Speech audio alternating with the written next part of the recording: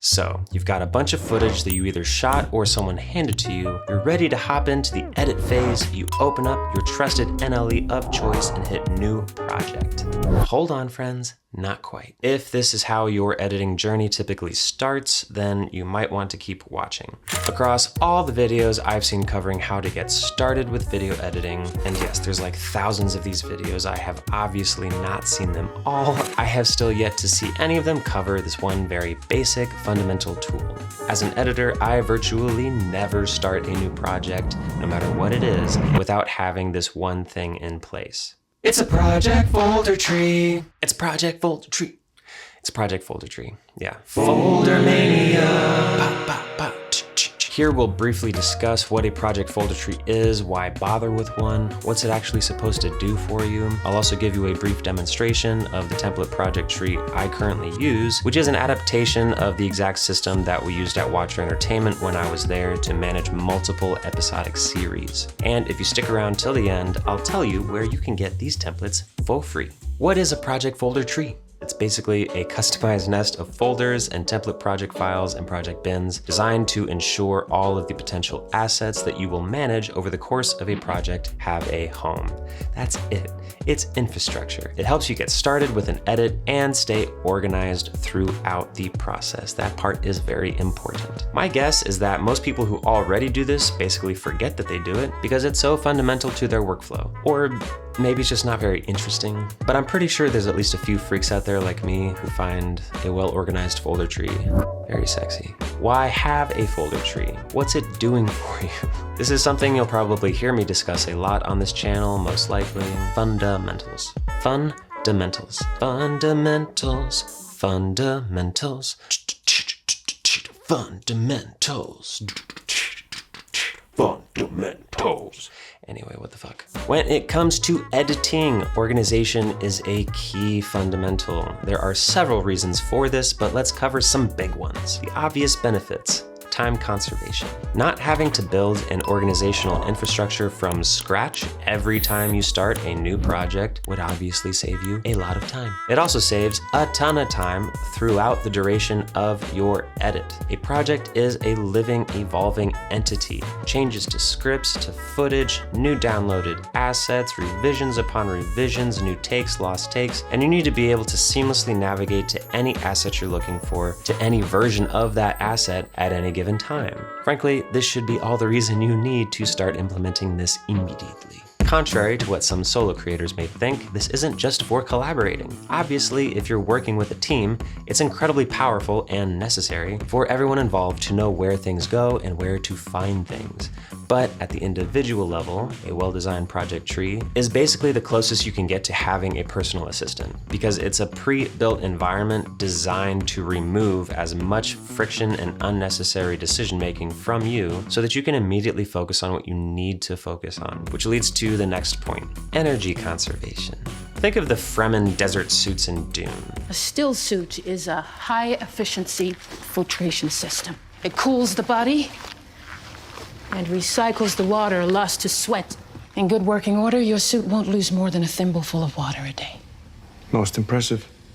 Basically, when you know how to conserve your energy, you can go further into uninhabitable environments and stay there longer. Editing is the same. You can go further, you can build bigger when you have less leaks in your suit.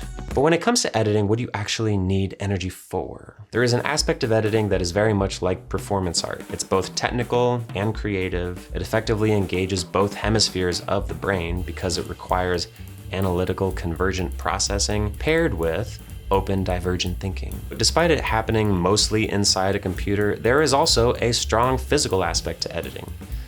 Why else are there so many special consoles and keyboards and trackpads, etc.? All that to say, editing is fully capable of inducing a flow state. The way jazz musicians lose themselves in the music, the way a surfer becomes one with the ocean, etc. Now, what breaks a flow state? Imagine a kayaker navigating huge rapids, making instantaneous turns and maneuvers. Then all of a sudden, they're asked if their kayak should be red or blue. All of a sudden, they're not in the river, they're not in the boat.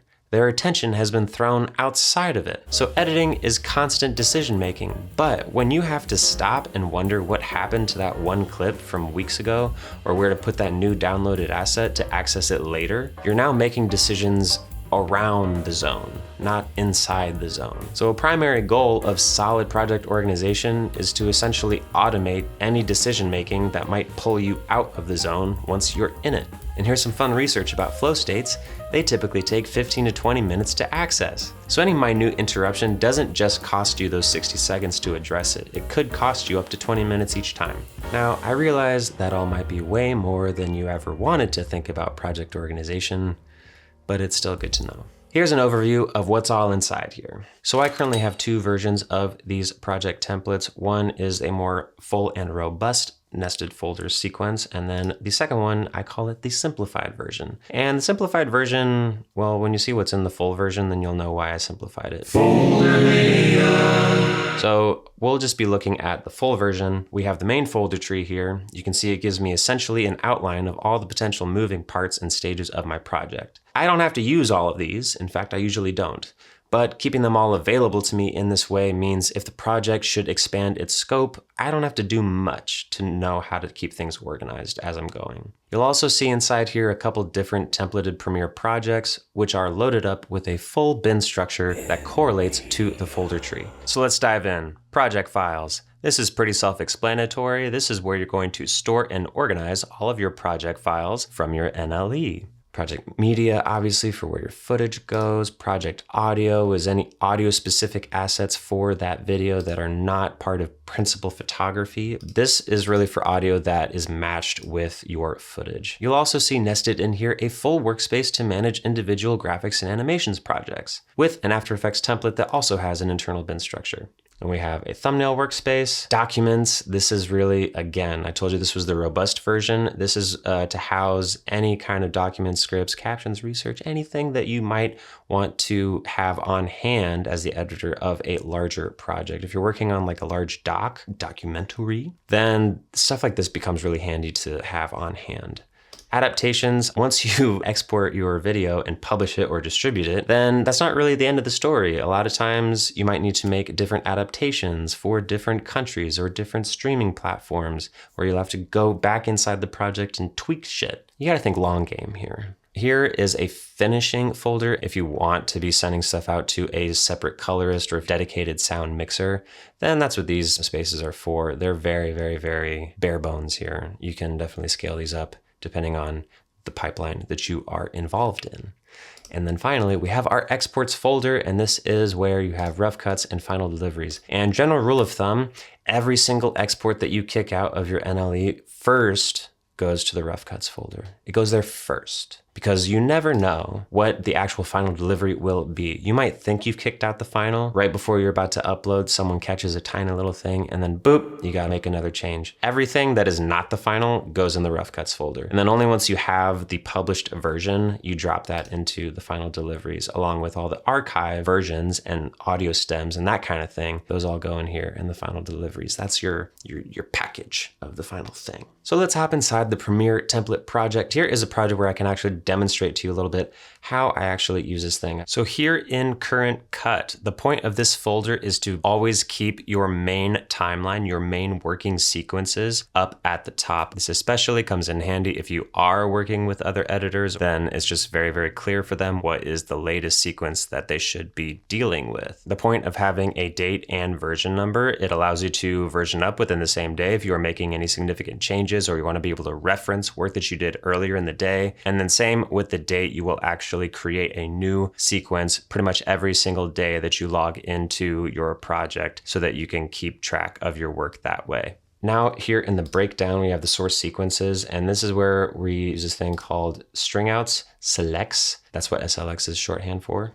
and assembly. Assembly timelines, the way I use them is really to play with a specific scene or a segment and dial it in and get it right before I'll drop it into my main timeline. This 3-tier system of string out selects and assembly is a very common workflow that a lot of editors use. So if I pop open the string out here, you'll see this is all of the footage that we have with all of the audio synced up to it. Instead of going in and messing with, the individual footage, I actually just look at the footage here in the sequence, and then I'm pulling from the sequence into my main timeline. And now project audio. This is where we keep music, sound effects, any miscellaneous stuff, anything that's not specifically related to the production footage itself. A big reason that we keep these separate is actually just for ease of transferring projects. Typically, your production media is going to be the largest files in your entire project. So if you want to really quickly transfer the project over to a new drive or just a new location, then it's very easy to just copy the entire project tree minus the production media folder. And then what you can do is just generate proxy media and then move that over, and it keeps everything still nice and organized.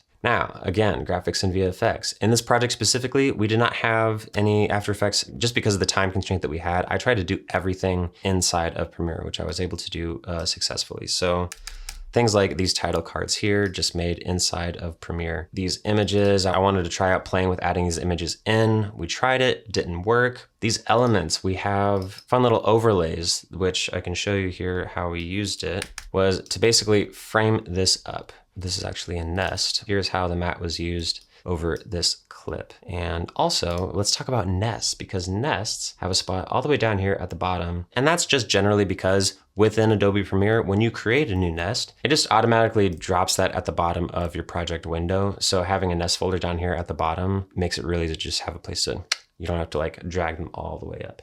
Anyway, the last thing I'll talk about here real quick is this Premiere generated folder. And this is literally just a folder to keep track of all the things that you can create within Premiere that are not actually external assets. If you come down here, it's like transparent video, color matte, black video, bars and tone. You don't want them cluttering up your project window workspace. So having a place to drop them real quick, that's very, very handy. So that's a basic way of how I use this system. If I'm not hopping onto a project where someone is like handing down to me a system like this that is built around their ecosystem, I have to come with my own ecosystem to stay organized. And for me, I use this. For some of you, this will be way too much. You'll be like, why are all those folders there? That gives me anxiety. If that's how you feel about it, then I would encourage you to find a different system that works for you, but I would very, very much encourage you to find a system. If you decide to download this later on, then you also get these very handy PDFs that do explain the layout of the folders at the Finder level and the bin structure within the template projects. That's the other caveat that I will say with this. What I'm showing you here, and if you choose to download this and use it yourself, it's really just meant to be a starting point for you, obviously. You're going to want to customize it over time to better suit how you think and how you actually manage your own projects. So that's it, friends. We're not going to get into a full project breakdown here, obviously, but hopefully you've got a decent idea of how a structure like this can work for a project of almost any size. If you found this helpful and you would like to download this project template along with the breakdown sheets that accompany them for free, you can do so by signing up for my brand new newsletter that I am so excited about. It's called The Selects, and it's going to be a place that I can stay in touch with y'all through the craft of writing, because I love writing. Writing was the first thing I ever did. When I was 4 years old, I wanted to be a novelist. So this checks out, right? I'm gonna drop breakdowns, updates on active projects. So stay tuned for that if you want to.